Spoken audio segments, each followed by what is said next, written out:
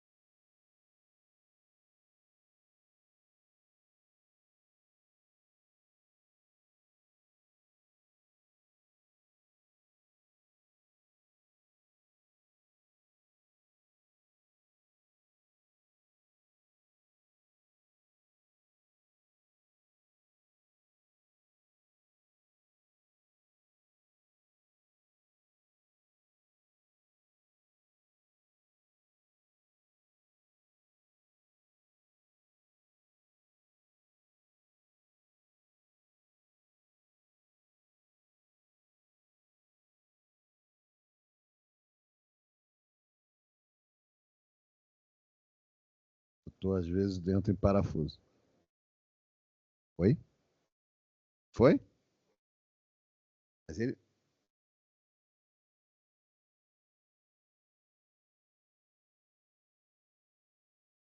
Ajuda, ajuda, por favor. Bom, então, se vocês quiserem fazer alguma pergunta também, para um para outro, ficar à vontade, tanto Juliana também que se colocar, mas eu queria fazer uma observação, né? Só puxar de novo aqui os trabalhinhos para pegar os tópicos centrais e tentar, né? Primeiro, o Leonardo, acho que ele fez um trabalho que ele mostrou, né? Assim, primeiro, né? Interessante o trabalho mesmo que a própria universidade oferece, que ele foi ali um instrumento, né? Produziu essa mediação dialógica, né? E que ao mesmo tempo, na verdade, em um certo sentido, conversa muito os trabalhos conversam muito, porque vocês estão no mesmo, né, gênero textual quase, porque os alunos chegam aqui com essa bagagem do texto dissertativo argumentativo, né? E, na verdade, chegam para o Leonardo. Então, eles começam com a Cassiane e terminam com o Leonardo.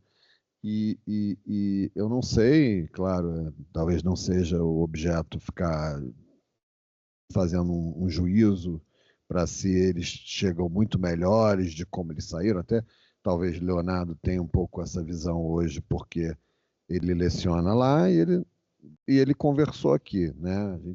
Ele consegue até medir, né? Fazer essa aferição um pouco, né? Essa percepção de como é que é lidar com o estudante nessa nova fase, né?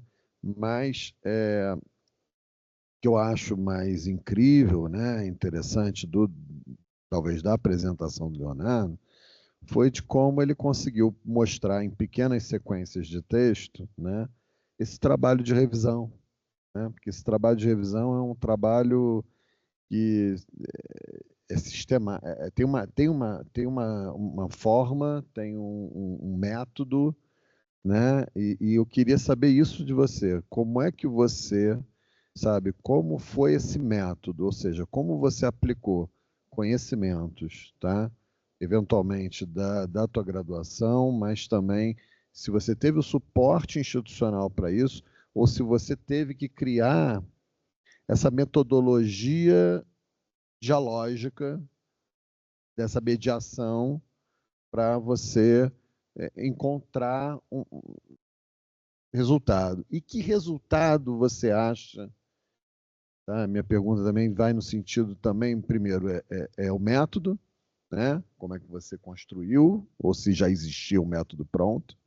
E também outra perspectiva se você acha que rende mesmo, ou seja, qual o feedback que você tinha desse trabalho, entendeu? Tanto institucional quanto dos estudantes que passavam por aquela sessão, tá?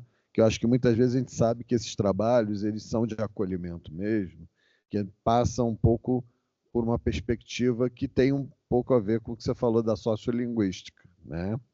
Acho que passa um pouco por toda essa mediação social do indivíduo. Então, essa é uma questão, tá? E para Cassiane, né? Assim, deixa eu pegar o título para recuperar as palavras-chave aqui para não errar, né? Mas para Cassiane, eu acho que primeiro eu me identifiquei porque minha filha está no 9º ano. Porque assim, quero saber como é que está essa galera do 9º ano, porque tá difícil. Eu olho os textos da minha filha, eu sendo professor, me dá calafrio, né? Me arrepia. Né? E, coitada, que ela ainda está num contexto social, que a gente está ali batalhando, não sei o quê, né?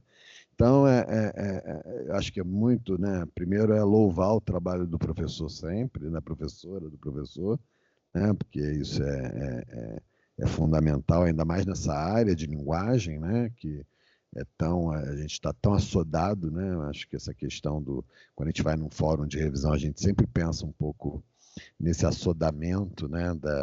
Da questão da língua, de como a gente trata mal a língua, né? A gente trata mal essas mediações tecnológicas, como elas favorecem a conexão, às vezes nem tanto, mas, por outro lado, elas nos limitam no sentido do texto, né? Quer dizer, a gente tinha também aquele momento, né? A minha mãe fala isso, ela guardou um caderno de caligrafia meu, que podia fazer caligrafia, né? Tinha caderno de caligrafia na minha época.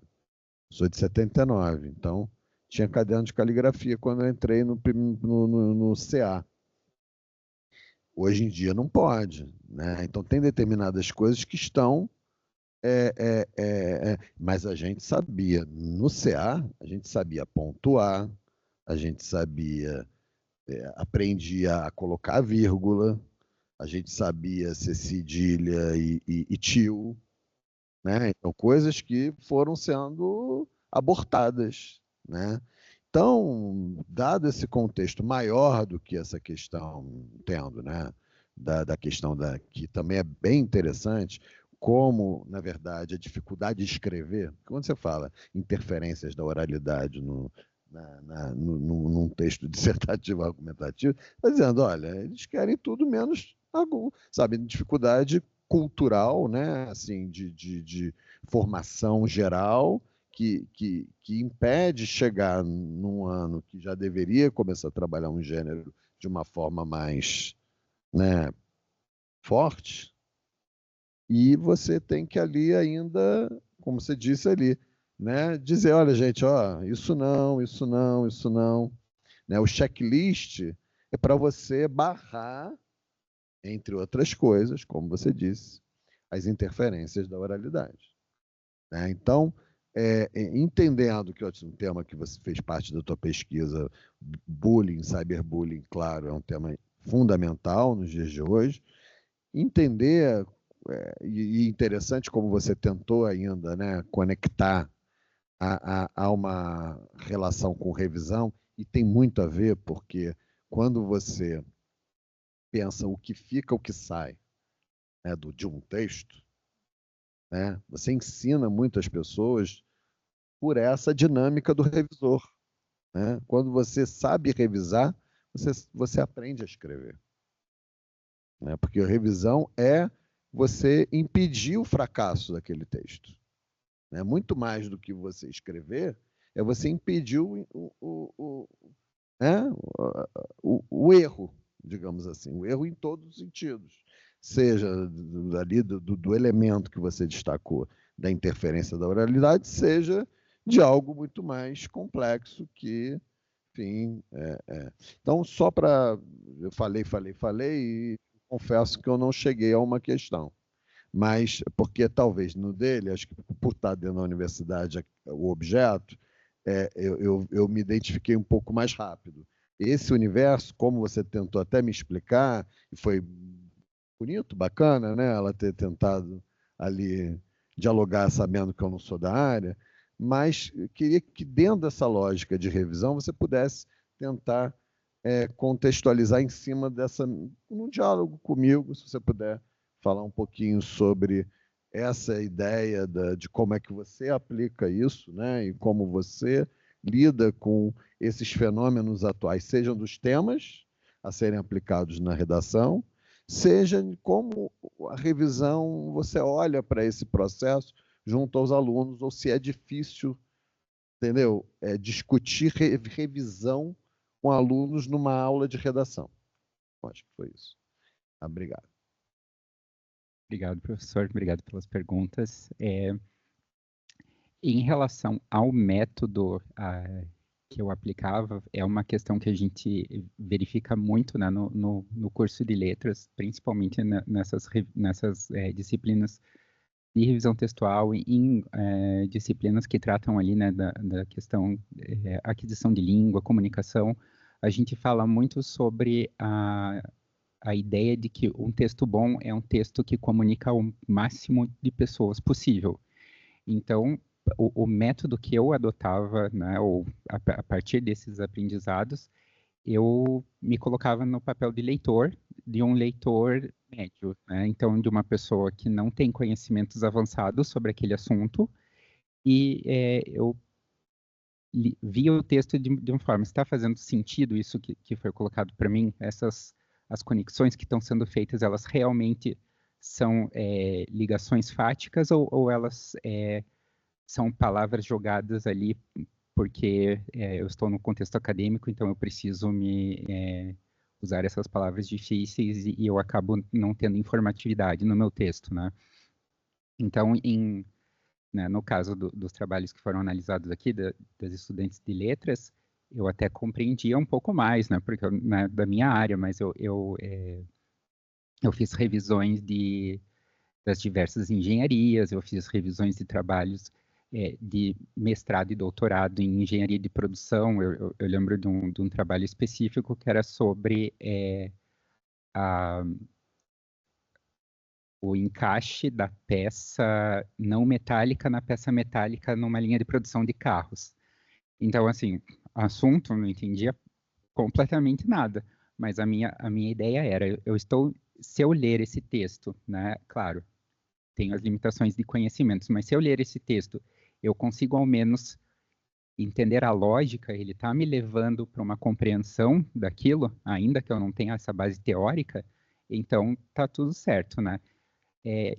E acho que também é uma questão de ter muito a mente aberta, né? O revisor, ele não é dono da verdade, né? Então, essa mediação, ela era muito valiosa nesse sentido, né? De eu poder perguntar. Essa expressão aqui, ela está correta, eu posso trocar porque ela está sendo repetida demais. Tudo bem se trocar? Não, nesse caso não pode trocar, porque se você trocar, ela vai mudar o sentido do meu texto. Então, tudo bem. É uma situação ali que a gente não consegue escapar da repetição. Mas nesse caso aqui, é isso aqui mesmo que você quis dizer? Daí a pessoa fala assim, é porque na verdade é isso, isso, isso. E daí eu falava, né, você percebe que isso que você comentou, isso que você me explicou não é o que está escrito? Então a gente precisa reformular essa parte. Então, acho que o método, se é que dá para chamar de método, é um método de um leitor médio ali, né? Em relação aos resultados, a gente verificava principalmente nesses que vinham com mais frequência, né, que à medida que os encontros iam acontecendo, a necessidade de intervenção ia diminuindo, né? Então, para aqueles que faziam poucos encontros, a gente não conseguia analisar isso, né? Até porque geralmente os textos eram mais curtos. Mas aqueles que vinham com maior frequência, a gente percebia, assim, cada vez menos necessidade de fazer intervenções nesses textos, e eles mesmos falavam, às vezes eles escreviam algo, ou eles mesmos liam a passagem e falavam assim, você já me falou que isso aqui não pode. Então a gente percebe, sim, uma maior autonomia em relação à produção dos textos. Obrigado, professor. Obrigado. Você quer falar alguma coisa? Vou ficar à vontade, tá? Bom, obrigado. Achei que você esclareceu bem, foi ali no ponto, né? Bem no padrão congresso. Então, muito bom. Então, Cassiane, se puder conversar um pouquinho só para a gente entender o que você pensa a respeito dessas questões aí, no geral, né? Dessa relação com os desafios que você apontou no seu trabalho. Sou professor. Então, o desafio, né, o Léo falando assim e eu trazendo para o meu trabalho, essa conversa mesmo, né? O desafio, ele está ali justamente no professor não se colocar como o dono da razão, o dono da verdade, como o revisor que vai apontar os erros para esse estudante e dar uma correção resolutiva, que é o que normalmente é feito, mas formar ele, ensinar a escrever, sabe? Que é muito difícil, que tem essa dificuldade. Então, o ponto principal seria isso mesmo. A dificuldade está na falta de aparatos que o professor tem, dos professores de maneira geral, de revisão, de corrigir esses textos não de uma forma resolutiva. E a maneira de fazer isso é trabalhando as dificuldades que o estudante encontra. Igual o Léo falou, assim, que quando um estudante agora aqui na graduação fala assim, ai, olha, você já me falou isso, você já me mostrou isso. Os estudantes também estavam fazendo isso quando eles faziam os exercícios de análise linguística, porque eles não ou perceberam, não lembro agora, eu peguei um texto deles. Gente, o que está faltando aqui? Opa, está faltando parágrafo, está faltando... Então, mediar isso de uma maneira que não seja eu corrigindo todo o meu texto, mas que esse estudante consiga ir atrás, consiga ele fazer as interferências que ele precisa. Consegui responder, professor? É isso mesmo. Então, essa é a principal dificuldade da revisão que no âmbito acadêmico que encontramos. Aí, o estudante ele sai da escola ainda com essas dificuldades, ele entra na faculdade ainda com essas dificuldades. Sentido. É isso aí. Obrigado, Cassiane. Acho que é isso mesmo. Bom, será que vai? Opa! Fizemos um preâmbulo aqui enorme. Mas lá, Herbert na linha, com os programas antigos, né? Herbert na linha. Sim, sim, Opa! estou aqui. Estão me ouvindo? Você sobreviveu? Você Sobreviver ao sobreviveu à ataque. mediação tecnológica infrutífera.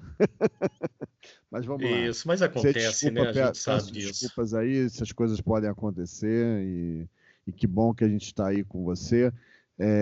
Você tem um tema muito interessante, Herbert. Eu acho que eu vou fazer um por vez, tá? Ele fala e depois a gente já coloca alguma questão para ele, até para ele também, por conta do horário, para ele não se sentir também tanto tempo aí. E peço desculpas para o Igor para ele fazer o fechamento. Tudo bem, Igor, dessa maneira?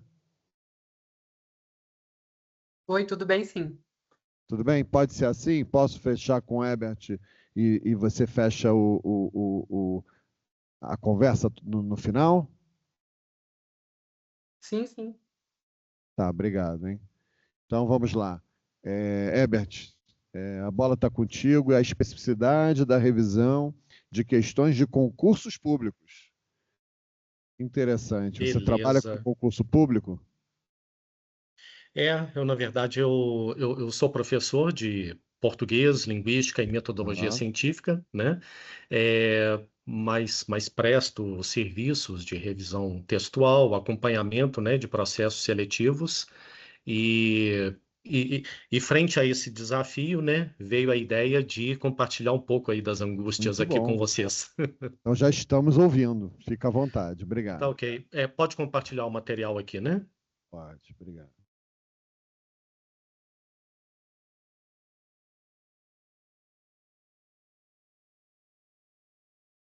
Rapidinho. Vocês estão vendo aqui a minha tela? A tela ainda não. A tela sim? Os slides? Não, os slides não. Eu estou vendo você. Deixa eu Eu mudar a vejo que forma você de usa compartilhar aqui. óculos. Tela. Aí, foi, agora foi. Pode ficar à vontade. Obrigado. Beleza. Tá mudando o slide aqui direitinho, né? Tá, joia. Pessoal, então vamos lá.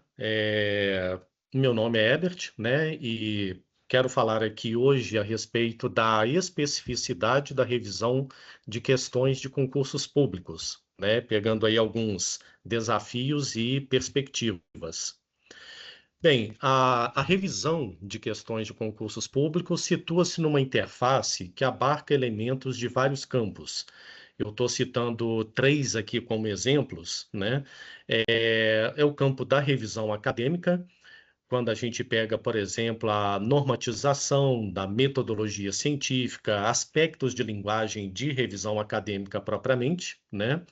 O campo do didático também, principalmente nos comandos das questões, na padronização de alternativas de cada questão, e também da revisão editorial, quando a gente trata de questões como layout, aspectos gerais da linguagem, ou seja, a revisão de questões de concursos, de uma forma geral, ela não tem um campo totalmente definido, ela meio que fica na interface desses três campos e até de outros, né, que a gente poderia citar aqui. E essa multiplicidade de campos envolvidos gera algumas consequências, para não dizer alguns pontos de atenção. Primeiro, ausência de suporte teórico-metodológico mais específico para essa área. A subjetividade e o personalismo por parte dos profissionais que atuam também nesse campo, e a existência de padrões e normas circunscritos para cada empresa. não existe, por exemplo, como na revisão editorial, como na revisão publicitária, não existe ali muita padronização de processos e métodos, meio que cada certame público, cada empresa responsável por ele, cada instituição que o assume, é que estabelece as suas normas e aí contrata o seu pessoal. Vamos ver aqui, né? Estou adiantando uma questão que muitas vezes o pessoal não é capacitado, inclusive os revisores, né? Muitas vezes não capacitados, até porque é uma área que não tem capacitação para oferecer, né? Para o pessoal envolvido. Bem, o objetivo deste trabalho é reunir os principais desafios que os revisores de itens de concursos enfrentam em sua rotina, com o intuito de conscientizar a respeito da necessidade de maior consolidação dos métodos e técnicas direcionados às atividades dessa área. Bem, eu fui buscar fundamentação teórica em Chartier, fazendo aqui uma comparação. Chartier, no seu trabalho de 2002, ele afirma o seguinte, que entre os profissionais comumente contratados para revisar textos nos séculos 16, 17 e 18, estavam os professores. A partir do século 20, né, e claro, aí no século 21, é que a gente tem profissionais específicos da revisão para trabalhar com textos. Só que, de maneira análoga ao que Chartier afirma, ainda no século XXI, no campo das provas de concursos públicos, quem atua são os professores, né? Então, buscam-se os professores para a elaboração de itens, buscam-se os professores para fazer a revisão, só que sem informação específica, na maioria das vezes, tanto para o trabalho de elaboração quanto para o trabalho de revisão.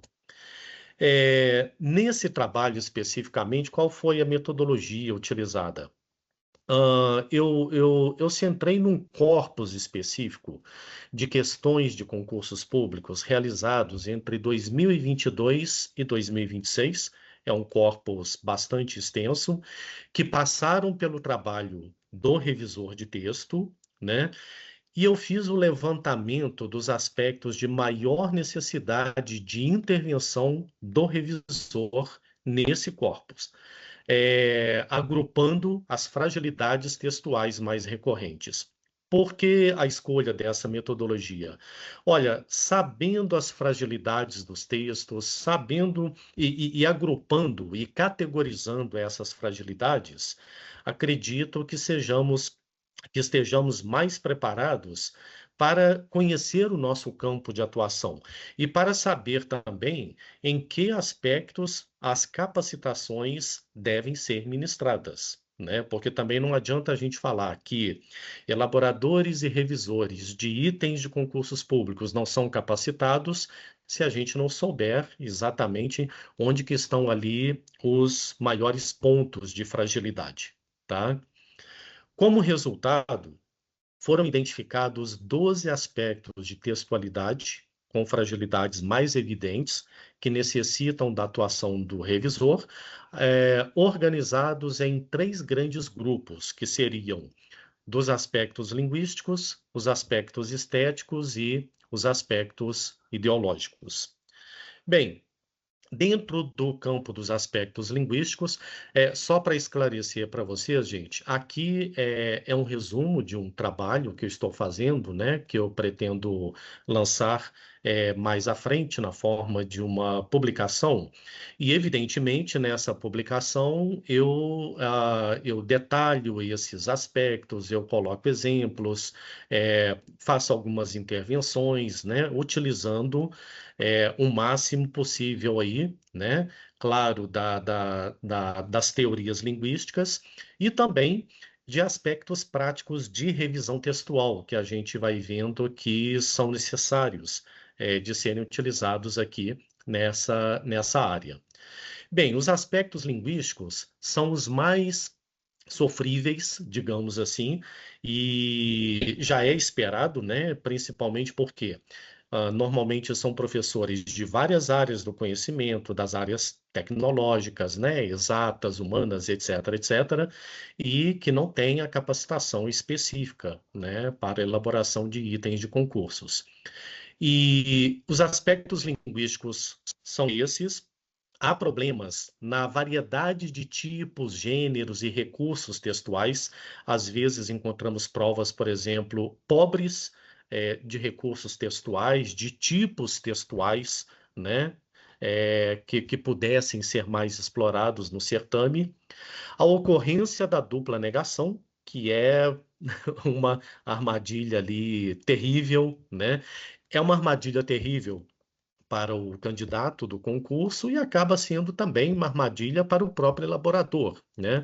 Às vezes você tem uma sentença negativa, por exemplo, e coloca um exceto lá no final que muda tudo o que foi dito antes, sendo que muitas vezes a sentença pode ser reduzida para uma sentença afirmativa. A ambientação semântica negativa, positiva, decorrente inclusive dessa questão da dupla negação. O problema da dupla negação não é um problema só de lógica textual, é um problema também de ambientação semântica. Ou seja, você ter um certame carregado de palavras negativas, né, produz uma ambientação semântica negativa que é ruim para o candidato, né, que já está ali preocupado com uma série de outras questões. A ausência de paralelismo nas alternativas, aqui especificamente nas questões de múltipla escolha, né? Então, por exemplo, às vezes a gente tem uma alternativa centrada num enunciado verbal, uma outra alternativa centrada num enunciado nominal, uma alternativa que não dá sequência, por exemplo, ao comando da questão e assim por diante, né? A estrutura dos distratores tem muito a ver com essa ausência de paralelismo nas alternativas também, mas às vezes, sem até o candidato saber a resposta, pela estrutura dos distratores, ele já desconfia qual é a resposta correta por causa de distratores mal elaborados, enunciados repetitivos, às vezes alternativas de questões, por exemplo, que repetem o que já foi dito no comando da questão, né? Vagueza nos comandos verbais. Isso acontece não só em questões mais objetivas, mas de questões discursivas, questões abertas também. Quando se colocam ali comandos do tipo aponte qual seria a melhor alternativa para tal coisa, no seu ponto de vista, enfim, aí mistura subjetividade, vagueza e tudo mais que não é bom, né, para o item em questão. Dentro do aspecto estético, a gente identificou basicamente o formato visual das questões, e eu coloquei aqui, né, de uma maneira bastante representativa. Uma questão X, né, objetiva, de múltipla escolha, com 5 alternativas, em que a gente tem um visual todo disforme, né, entre o enunciado da questão e as 5 alternativas oferecidas, aqui à esquerda, enquanto à direita nós teríamos aqui a mesma questão, só que organizada de uma maneira mais estética. E o interessante é isso, é que o aspecto estético não é só uma questão de luxo, não é uma questão de detalhismo inerte na prova, é uma questão que interfere, inclusive, no desempenho do leitor, interfere no desempenho do candidato naquele certame, e é algo que deve ser, né, deve estar ali no radar do revisor, porque senão questões assim passam, e se a gente não trabalha o formato visual das questões, a prova, independente do seu conteúdo, já fica cansativa por si própria, né? Então, e imagina, né, com mais a questão do conteúdo, de conhecimento técnico ali que é requerido, né, do candidato na hora de um certame. E, por fim, os aspectos ideológicos, né, que foram identificados esses 4 itens. Primeiro, às vezes, a dificuldade de um posicionamento imparcial, na hora de elaborar questões e de revisar questões. A gente sabe que, até pelos trabalhos da sociolinguística, né, claro, que não existe um texto 100% imparcial, mas essa imparcialidade, em termos de certames públicos, no que ela pode ser alcançada, no que ela pode ser conquistada e praticada, deve ser, né, para que questões subjetivas ali não interfiram no rendimento do candidato, né? A vigência do politicamente correto. Então, sabemos, né, que hoje temos, principalmente em provas de história, de geografia, nós temos aí expressões, né, que hoje são politicamente incorretas de serem utilizadas, só que muitas vezes os elaboradores não têm essa formação. Uso de pegadinhas, né, que eu acho que dispensa comentários, é algo também que deve passar ali, deve ser um ponto de atenção do revisor dessas questões. E o último aspecto aqui, algo que inclusive está sendo aí muito discutido, né, nesse fórum hoje e amanhã ainda temos aí algumas apresentações que vão abordar, é a questão da originalidade, do plágio e a inteligência artificial, né? Que, enfim, né, é algo também que o revisor deve estar atento, né? Para não deixar que aspectos ligados a essas questões interfiram negativamente no certame elaborado. Bem, a conclusão geral, né, a que chegamos aqui é a seguinte: elaboradores e revisores de itens de concursos devem ser capacitados para além dos aspectos de conhecimento técnico da sua área de formação. Acredito que essa é uma ideia assim muito pacífica, muito tranquila, né? Mas eu faço questão de chamar a atenção para o campo da revisão de itens de concursos, né, públicos de uma forma geral, porque é uma área que muitas vezes não se tem atenção nesse aspecto. E revisores de questões de concursos devem ter preparação específica nos âmbitos linguístico, estético e ideológico requeridos nessa área.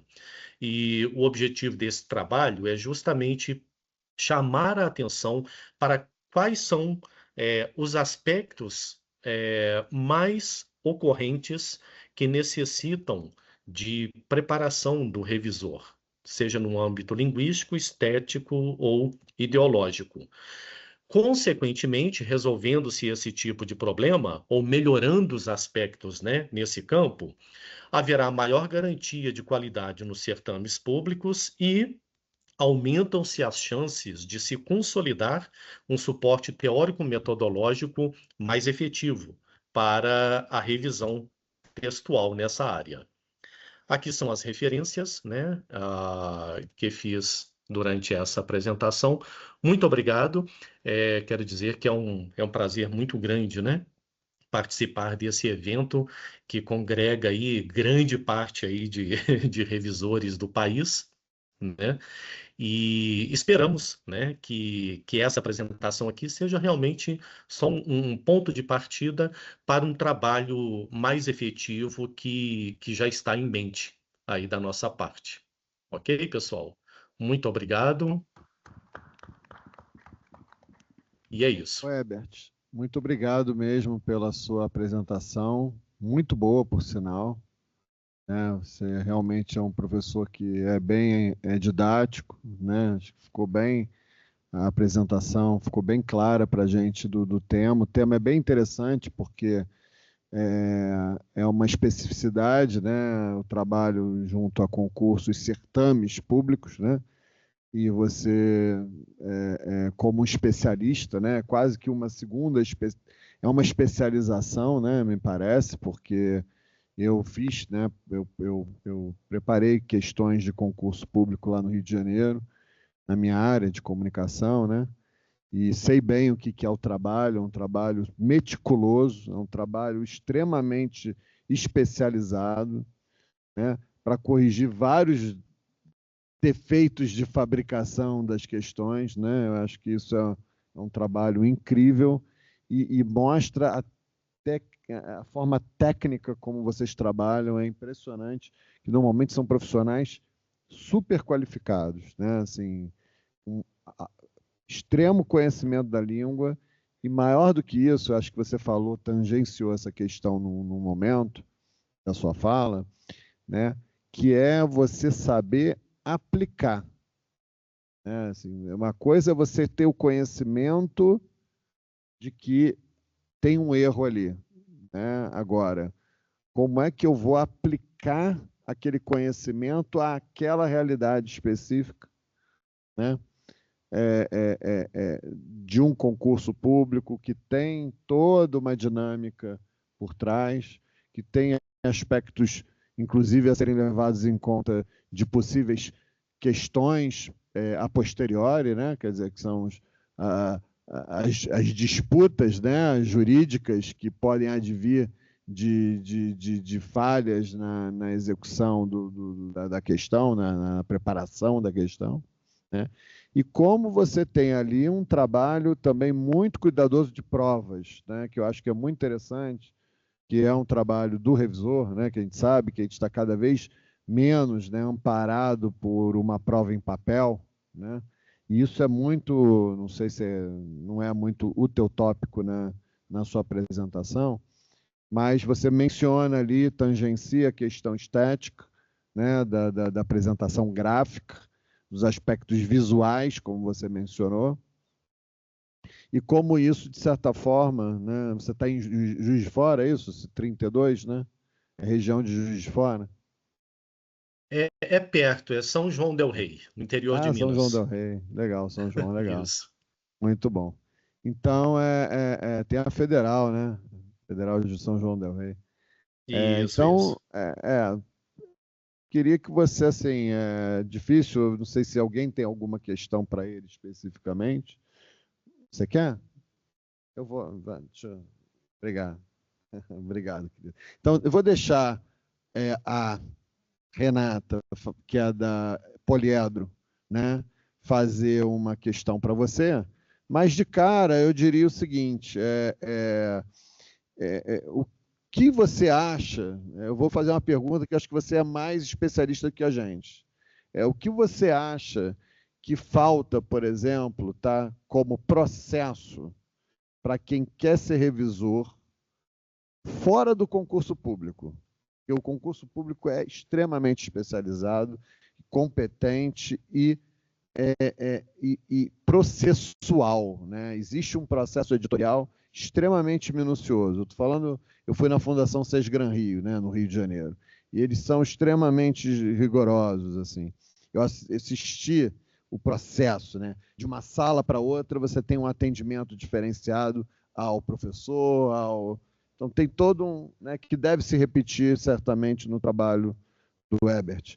Mas a questão é, o que você nos aconselha do que a gente não faz, que deveria fazer como processo, importando, digamos assim, a provocação é essa, importando um processo que você acha que funciona na tua rotina de revisão de questões, mas que pudesse ser aplicado em contextos diversos, seja no livro didático, seja numa apostila para um aluno de ensino médio, sabe? Que poderia ser uma forma de a gente evitar qualquer uma daquelas questões que você falou, que são ótimas, né?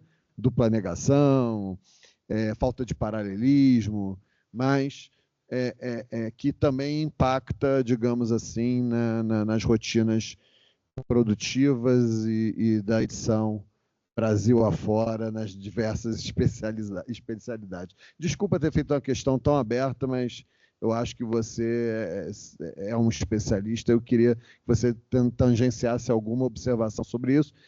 E aí a gente ouve também a questão dela, que eu acho que é legal, porque ela veio aqui prestigiar. Obrigado.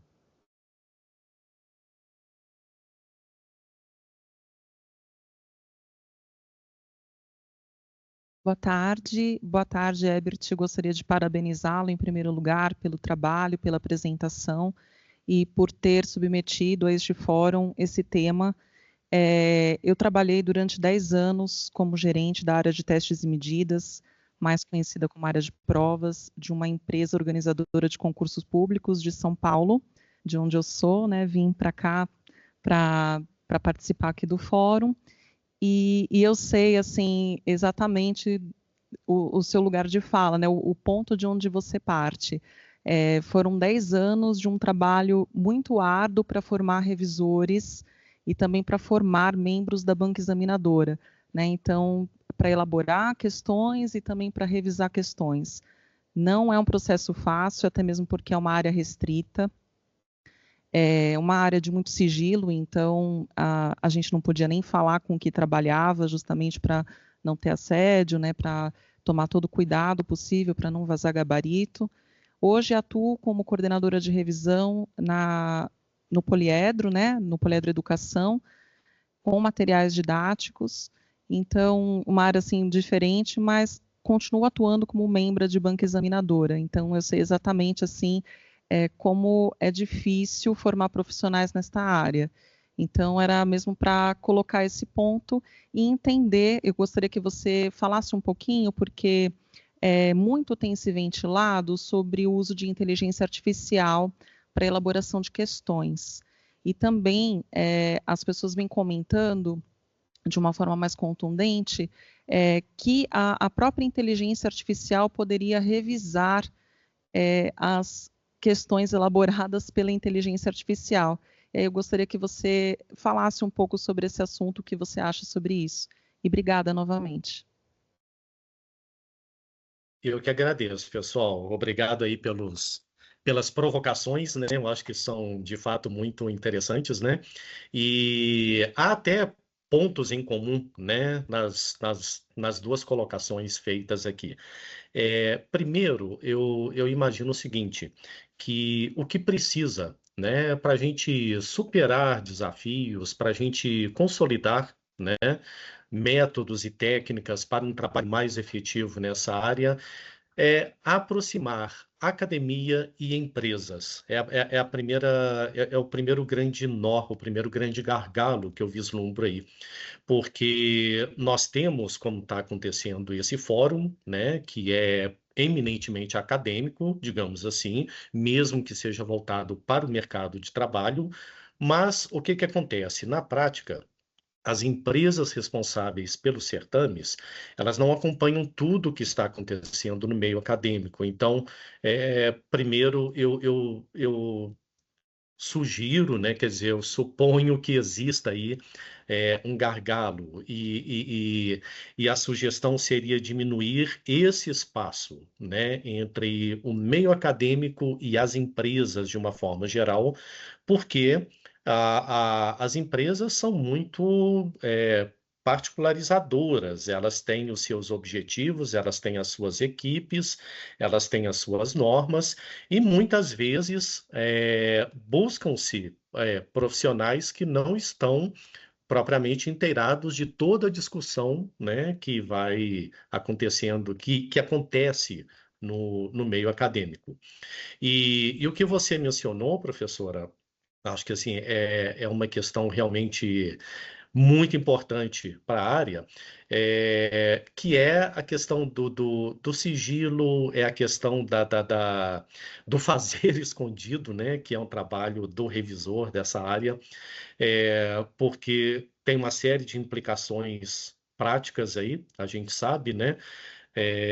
Concursos públicos são muito visados. Então, o trabalho realizado também em certames públicos acaba sendo muito visado pelos próprios candidatos e pelas pessoas de uma forma, né?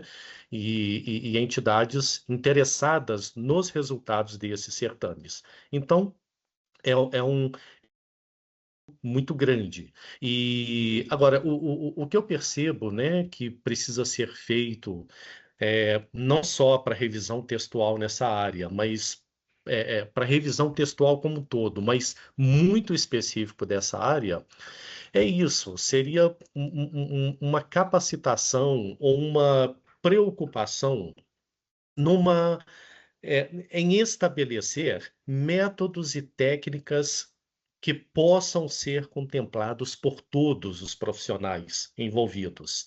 Bom, e sonhando aqui um pouco mais longe, quem sabe até o estabelecimento aí de um sindicato nessa área também, que é uma coisa que a gente precisa muito. Não pelo sindicato em si, mas é porque se a gente chega a uma consolidação dos métodos, dos processos, a gente tem um ponto de partida para discutir as condições de trabalho, para discutir remuneração, para discutir a própria qualidade do trabalho e as necessidades dos profissionais envolvidos na área. Então, eu acho que, não sei se eu, né, assim, consegui contemplar o que vocês dois colocaram aqui, Não, conseguiu sim. mas eu vislumbro aspectos que passem por esses detalhes.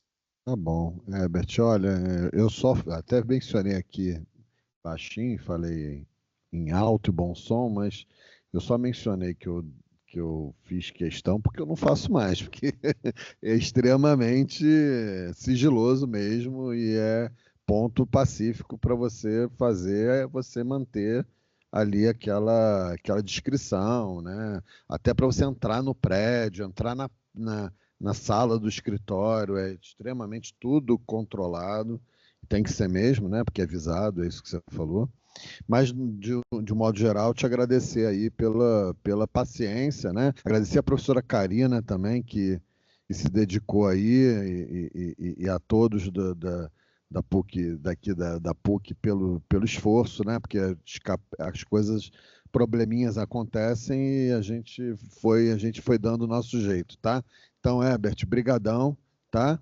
E aí a gente passa agora finalmente para o Igor, que certamente está ansioso. Brincando, Igor.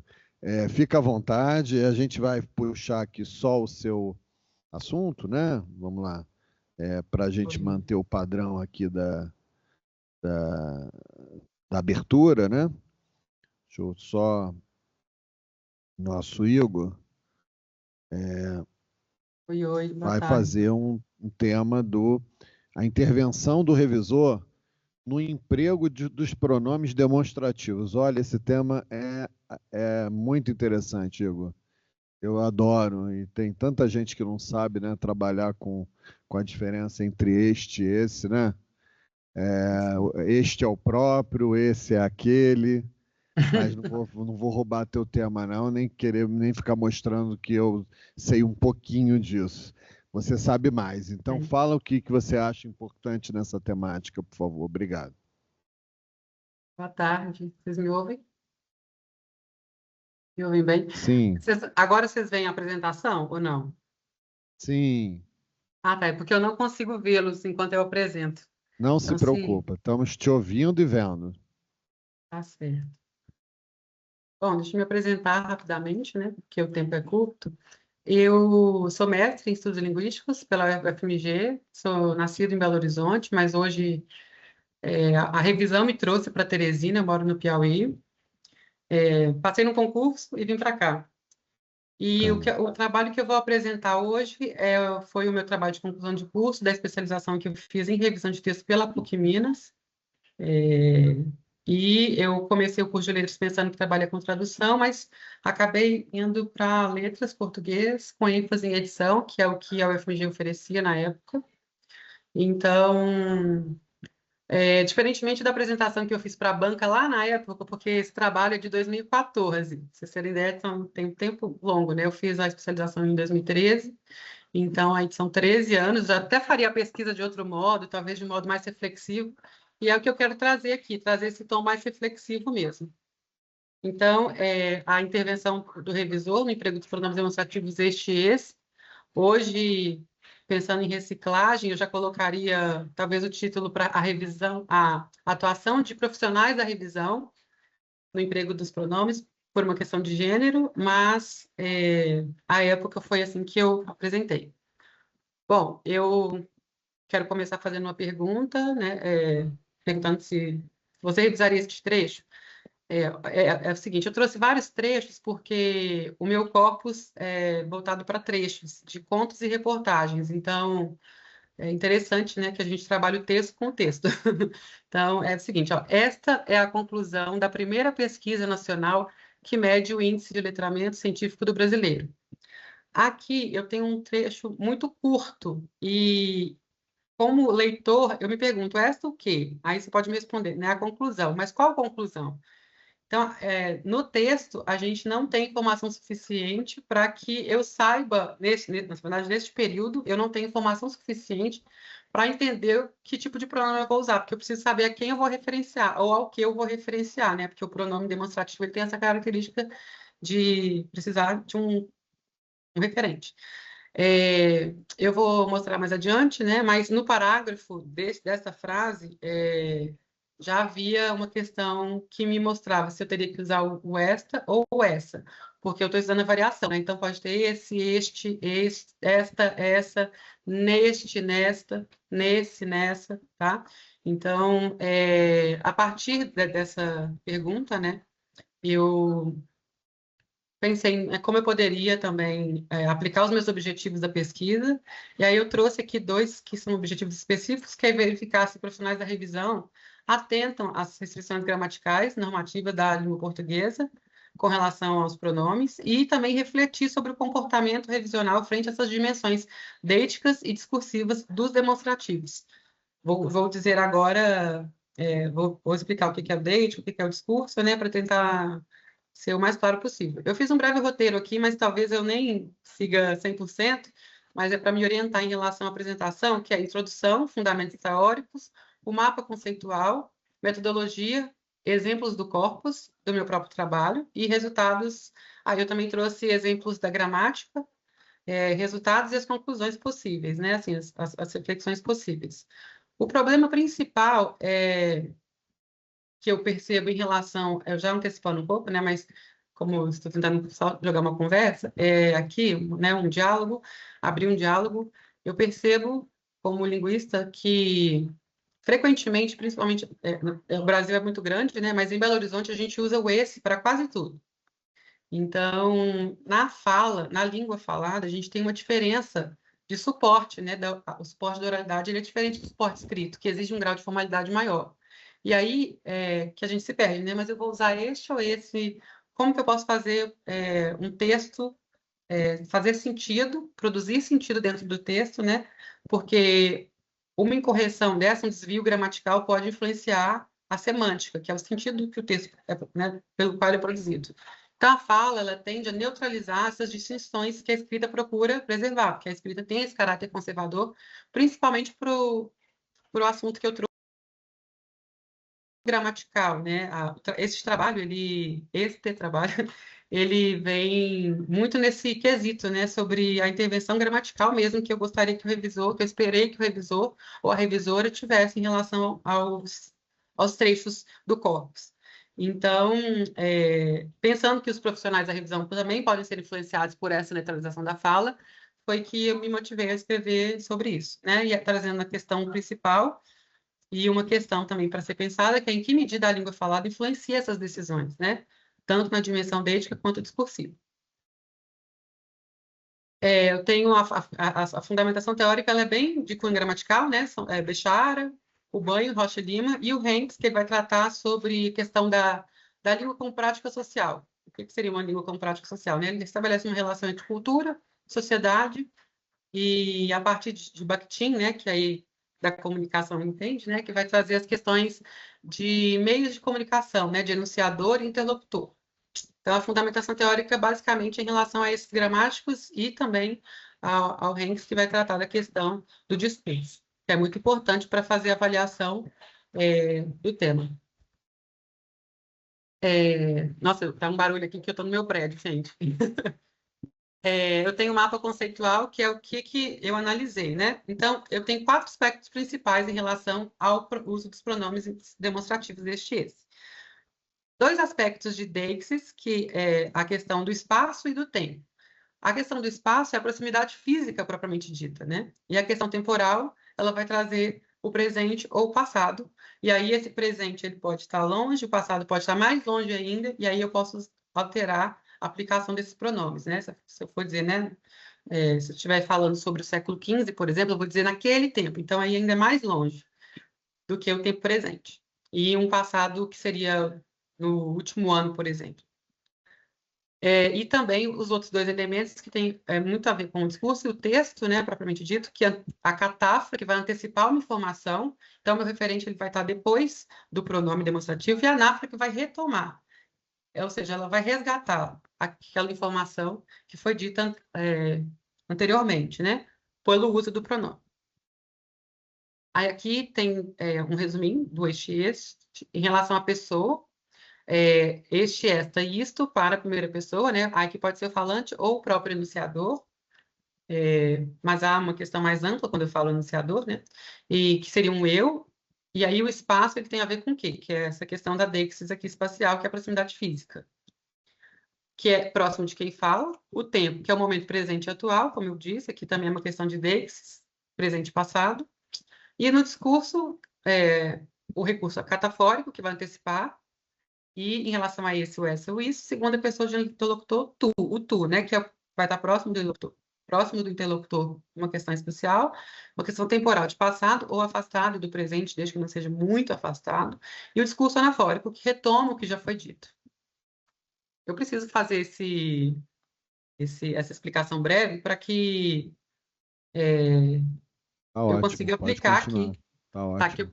Porque eu preciso conceituar, né? Provavelmente, né? Você já tem lidado com essas questões, mas é preciso, né? Então, aqui na deixis eu vou ter questão de tempo e espaço. Essas duas frases aqui foram colocadas dentro do meu corpus. A primeira é o Dia Mundial da AIDS, celebrado nessa quinta-feira. Essa aqui é uma reportagem, né? Porque eu trabalhei contra reportagem. E eu esperava que o revisor mudasse essa questão em relação ao tempo, que é o Dia Mundial da AIDS, celebrado nesta quinta. Porque a reportagem ela falava exatamente do Dia Mundial da AIDS. Então, em questão do tempo presente. Essa questão é mais prototípica, mas ainda assim houve alguns desvios em relação à atuação dos revisores. Essa cadeira, né, que vai falar que está perto de mim, por exemplo, tem uma cadeira aqui na minha frente, então um pouco mais afastado, então essa cadeira, mas a cadeira que está perto de mim é esta. Então é uma questão de espaço, físico mesmo. E aí eu também trouxe um outro exemplo aqui na direita, que é nessa época atravessávamos uma fase difícil. Então, desde que a época não seja tão longínqua como eu já falei. Então, o Bechara vai falar em relação à quinta-feira aqui, né? Que o evento ele inclui o momento em que se fala, então utiliza-se este. Em relação às funções discursivas de anáfora e catáfora, anáfora, que retoma o que foi dito, explicação gramatical para a gramática tradicional, tá? Porque eu sempre estou tentando trazer aqui a visão da gramática prescritiva, que vai prescrever aquilo que tem que ser feito, a norma, né? Usar esse, então, tem dois exemplos do banho, aí esses exemplos não estão no corpus, mas eu trouxe esses exemplos porque ele é mais atualizado. Eu disse que o trabalho era de 2014, mas eu trouxe exemplos do banho mas elas também estão voltadas para a gramática tradicional, que o banho ele trata sobre o conceito linguístico, né? Sobre a língua de uma maneira mais dinâmica, a língua escrita, inclusive. O primeiro exemplo à esquerda é a violência assola o país de norte a sul. Esse problema inviabiliza muitos negócios. Veja que eu não preciso repetir que a violência que assola o país de norte a sul é um problema. Então, para isso, eu tenho esse, que é um termo coesivo, também nesse caso, que vai retomar aquilo que eu disse antes, que é a violência assola o país de norte a sul, que é o problema que inviabiliza muitos negócios. Assim como embaixo, vereadoras relatam ameaças nas redes. Esses ataques afastam mulheres da política. Veja que as ameaças afastam mulheres da política. Então, esses ataques, né? Os ataques de ameaça. Para a catáfora, eu vou antecipar o que foi dito usando este. O Brasil precisa disto. 2 pontos. Educação igualitária, de qualidade para todos. Então, veja bem, eu não sei o que o Brasil precisa. Então, eu ainda vou antecipar aquilo que vai ser dito, né? Igor, que é o meu referente. Desculpa te chatear. É só para te pedir, se você puder, não sei quanto tempo você está pensando ainda em abordar, mas para você tentar acelerar um pouquinho, eu sei que está sobrando para o último, mas... Quanto tempo eu tenho ainda? Não, quanto você está pensando? Não, 5 minutinhos, 20 minutos. Pode ser, para terminar? Tá bom, pode. Obrigado, Igor. Aí, dentro da metodologia, eu trouxe o corpus, que são 10 trechos curtos, né, extraídos por e contos. São 5 revisores que foram convocados aí para fazer essa análise dos trechos. E eu precisei analisar essas intervenções e contando quais foram as ocorrências. Aí aqui eu tenho exemplos do corpus, né, mas que eu acabo repetindo, que é o esta é a conclusão, que é a que eu tinha trazido da pergunta anterior. Não é esta, seria essa, porque retomo o que foi dito antes, que a maioria da população brasileira não domina a linguagem científica necessária para lidar com as situações cotidianas. Aí aqui foi produtivo, 100% dos revisores fizeram intervenção. Em relação à DEIS temporal, tem aqui um exemplo à direita, que é o órgão das Nações Unidas para a Igualdade de Gênero lançou campanha mundial em novembro desse 2013. Aqui você pode pensar que 2013 está no passado, então eu posso usar o desse? Não, porque outras questões precisam ser vistas. Esta notícia foi lançada em 2013, então um revisor desatento ele poderia acreditar que por ser passado simplesmente eu usaria desse, mas não, porque é uma questão do tempo que na época era presente. Aqui, 60% dos revisores corrigiram e 40% não. A mesma coisa acontece com a catáfora discursiva. Aqui eu tenho dessa, os internautas de língua portuguesa escaparam por pouco. Aí ele vai dizer agora do que eles escaparam. Então, seria o desta. Aqui, 80% dos revisores interviram, 80% sim, 20% não. Em relação ao panorama geral, 69% de acertos, né, de 45 de 65 intervenções foram adequadas. Desses 10 trechos que eu trouxe, 9 foram de desvios gramaticais e demonstrativos, e um trecho eu coloquei inteiramente como distrator, sem nenhum pronome dentro desse trecho. Aqui a questão de porcentagem, em relação à anáfora, 71% dos revisores fizeram as intervenções apropriadas, para a catáfora, 73%, DEIX temporal 60 e DEIX espacial 60 também. Em relação à consideração final, é que a variação linguística é perceptível, né, tanto de um uso quanto do outro, porque a variação está entre essas possibilidades de uso, e que oscilam em função do contexto semântico discursivo. Diante disso, profissionais da revisão devem atentar a esse fato. E a implicação para o ofício, que é a formação de profissionais de revisão. A formação de profissionais de revisão precisa contemplar de modo sistemático essas duas dimensões, tanto do deítico, que é do tempo e do espaço, quanto do discurso em relação ao próprio texto, né? Observar se eu tenho que usar um recurso catafórico ou anafórico dos pronomes demonstrativos. As referências e... Muito obrigada, é isso.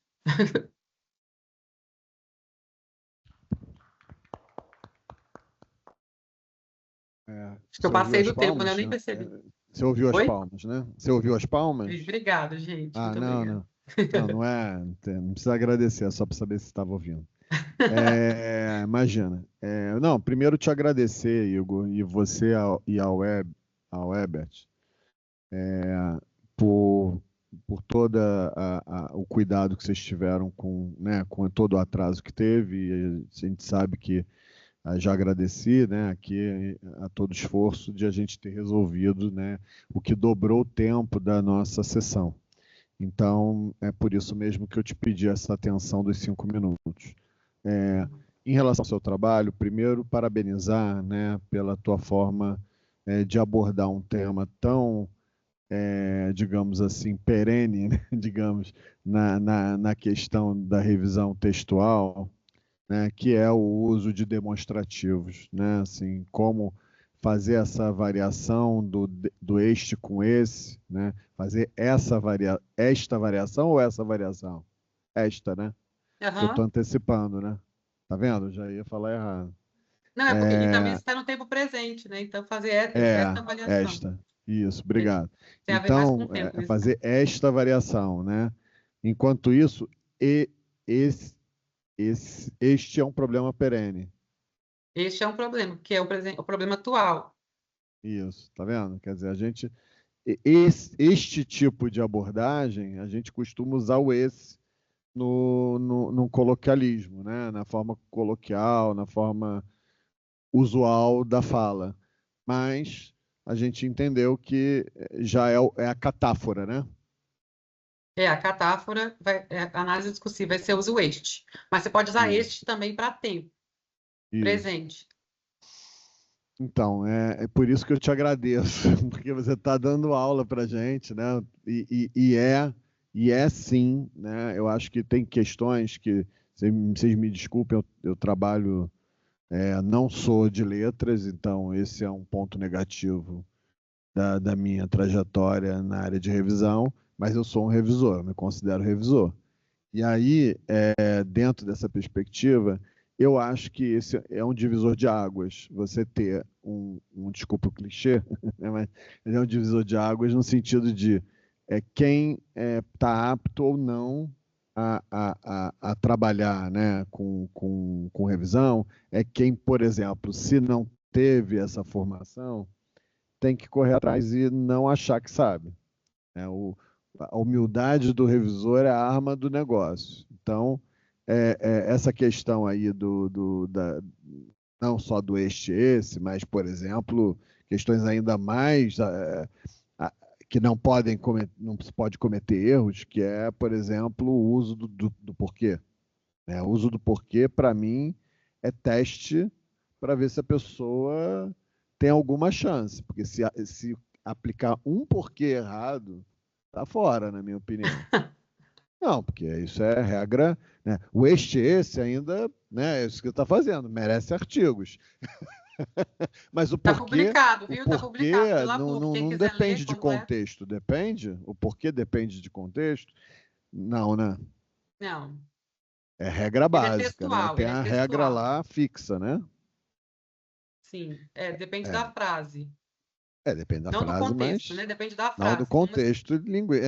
É. Então, não, assim, tô brincando, né? Assim, tô tentando descontrair aí no final, mas assim, eu não sei se alguém tem uma pergunta específica para ele. É mais para te ouvir. O que te fez ir atrás desse tema? Eu acho que é legal você tentar dar esse bastidor para gente, né? Porque é Sim. um tema realmente perene, mas também, como você colocou ali nos teus resultados, nas tuas conclusões, ele não é tão óbvio quanto parece. Então, Sim. fala dessa não obviedade aí na reta final, fecha aí com chave de ouro, com mais um clichê meu. Obrigado. Um abraço. Então, o que me levou foi exatamente a ideia de que a fala, ela tem um suporte diferente, né? A nossa fala, ela é muito dinâmica, muito mais do que a escrita. Então, e eu percebia que, mesmo na especialização, muitos revisores também ficavam inseguros.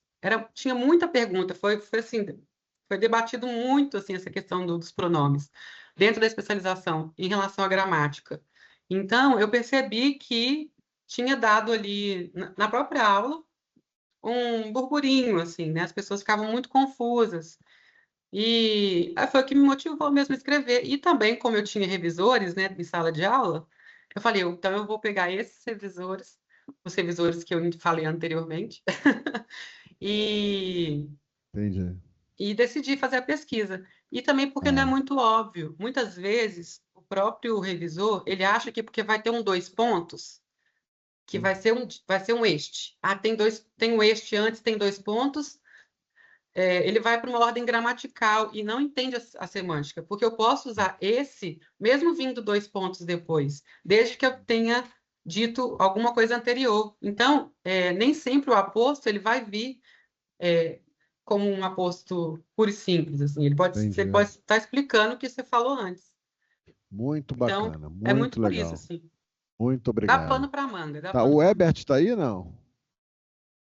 Pois saiu, né? Não, eu ia propor uma foto a gente fazendo com a tela e ele presente, né? Mas não vai dar.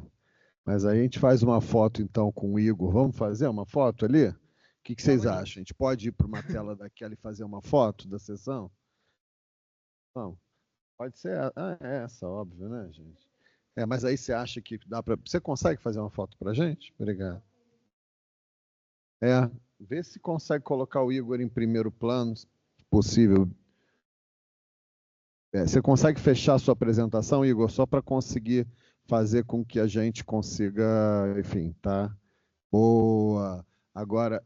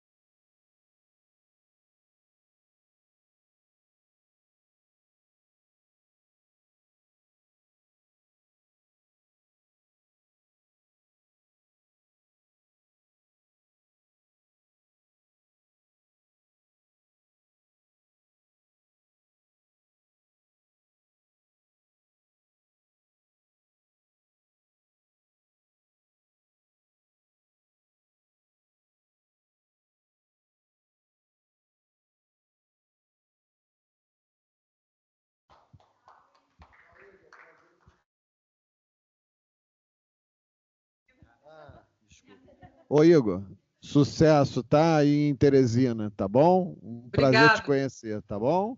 Prazer é todo meu. Tchau. Tchau, Igor. Tchau, tchau. Até mais.